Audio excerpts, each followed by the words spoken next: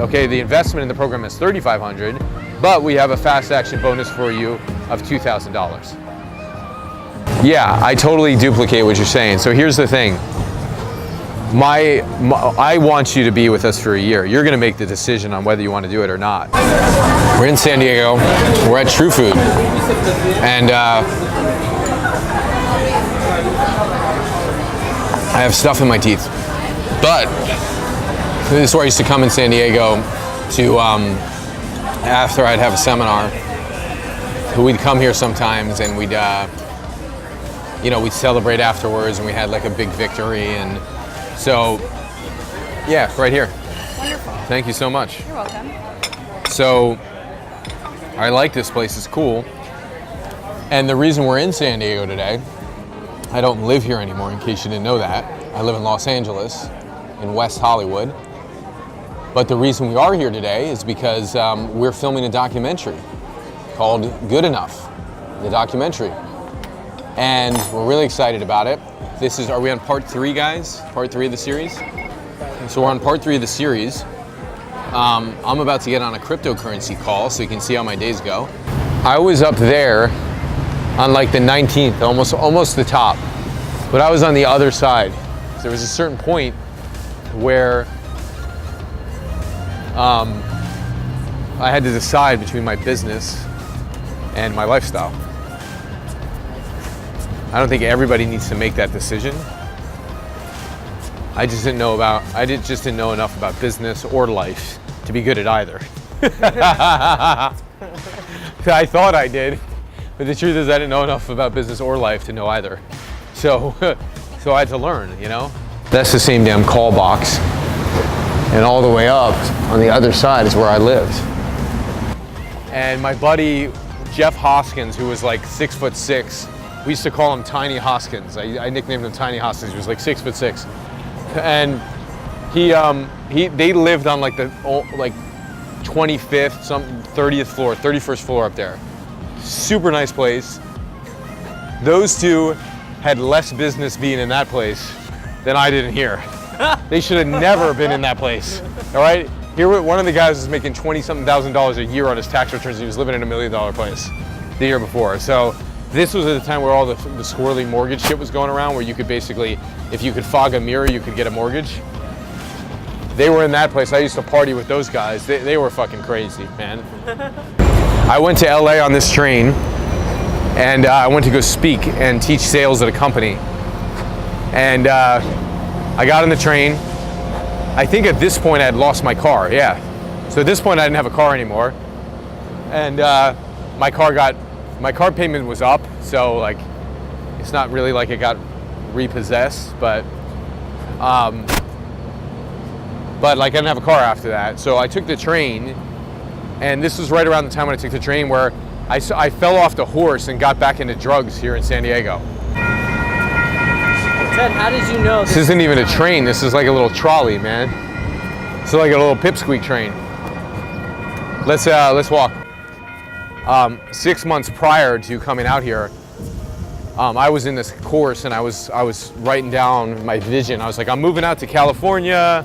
We ended up, of course, California. Who doesn't want to fucking come to California? See, the people who don't want to come to California are the smart people who don't want to pay a lot of taxes. So that's one thing. So I'm trying to figure that game out right now.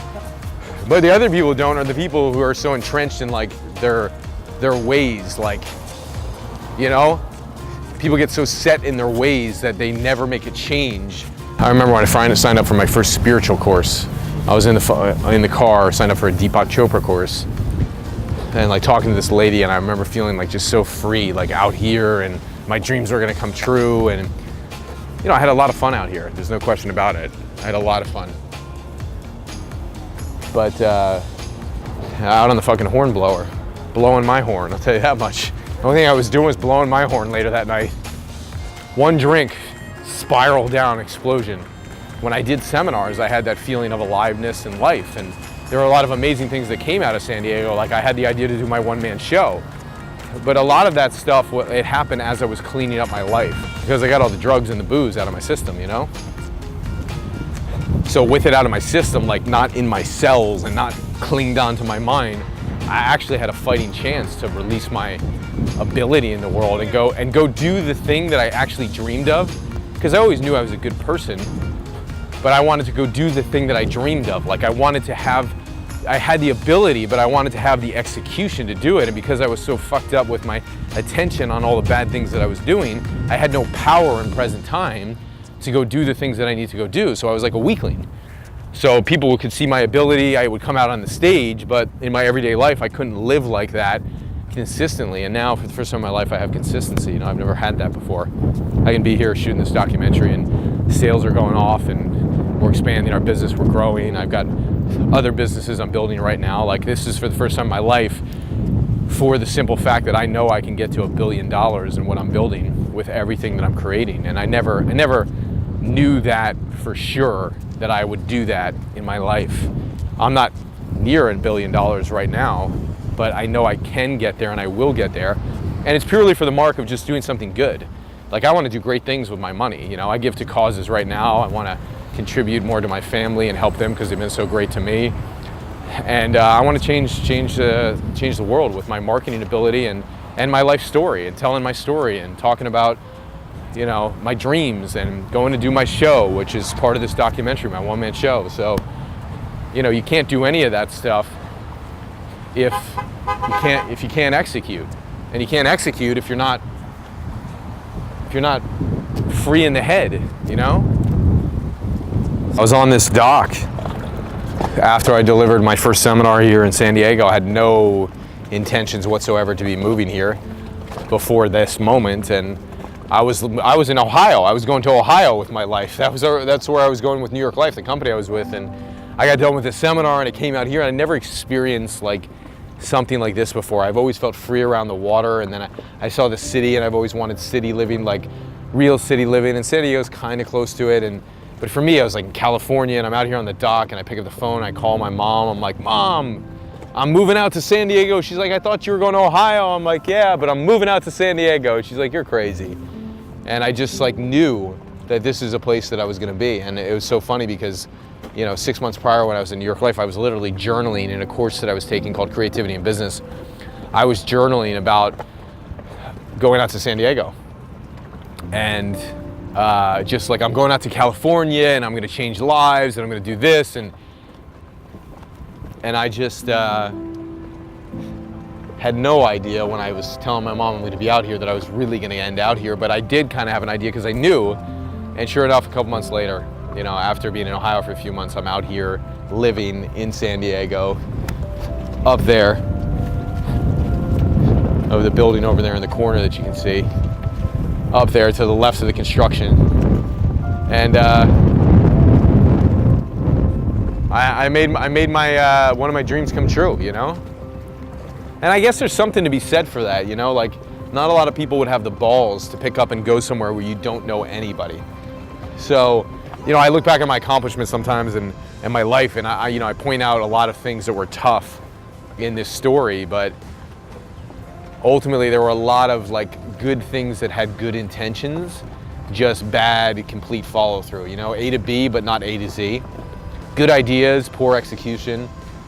But I'm glad I came out here because it's like every piece has been a stepping stone to the next, and I feel like the same thing today. You know, I don't look for the big win anymore as much, although I'll take the big wins. The big wins come from those little consistent wins that you have all the time. And I thought getting the condo and moving out in San Diego, like my whole life would change and I'd feel free, you know? And I had moments of feeling free. I loved going to the ocean. I loved coming out here.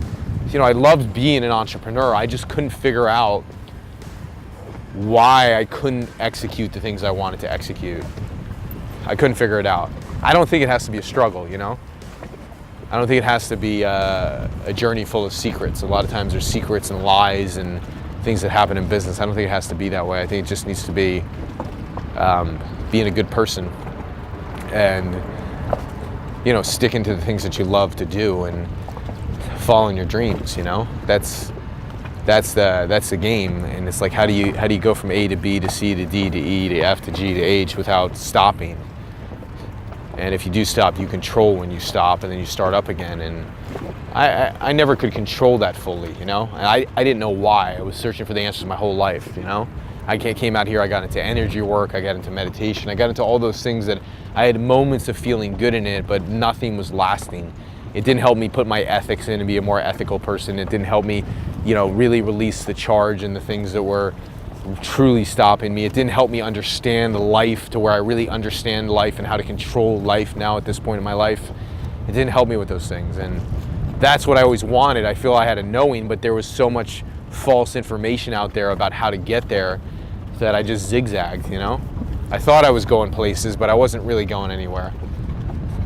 I'd make, you know, steps forward, but at what cost, you know? You could look at a result and go, wow, you got this result, but at what cost? At the cost to my well-being, the cost to my ethics, the cost to other people, the cost to just, you know, there should be a win. There shouldn't be a cost, you know?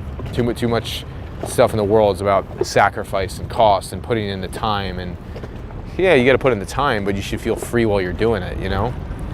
You should have freedom and enjoy the things that are providing you freedom. Yeah, is it tough to confront building a business? Is it tough to confront doing a show? Is it tough to confront like buying that next house or, you know, buying that next big thing or making that big investment? Yeah, it can, but if you're already confronting little things, the next thing that comes after that you would have thought was so huge a million years ago, or even 10 years ago or 5 years ago, you would have thought, oh, it's gonna be so huge, I could never do that. If you do a lot of little things, all of a sudden you wake up and you're in the big thing, you're like, wow, how did I even do this? So it's not the struggle that people think it is, you know, it doesn't have to be that way.